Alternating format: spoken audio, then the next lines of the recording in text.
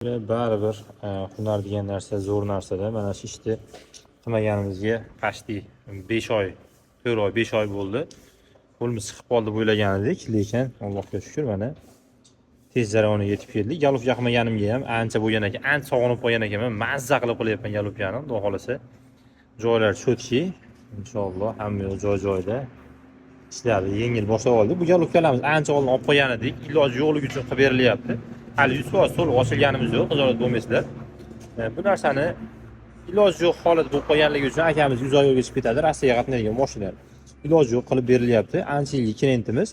Bu test jarayonida galovka, ko'pchilik o'ylashi nima qilyapti? Buni ustidagi benzin bo'ladi. Biz xuddi shu holatda tekshiramiz. Oldilaridan umuman chiqqan yo'q.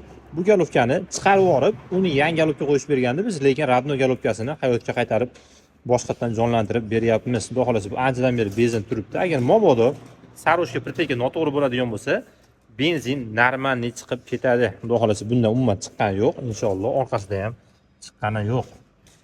Lekin baribir sog'inasiz ekan bunaqa ishlarda anchadan beri bu ishlarni qilmaganligimiz uchun ancha mazza bo'lyapti. Tem bo'li sharoit oldingidan umuman boshqa, stollar yangi, joylar konkret, udobstvo zo'r, lekin oldingidan ko'ra ancha zo'r ish bo'lyapti. Inshaalloh sekin-sekin ishlarni yo'lga qo'yapmiz.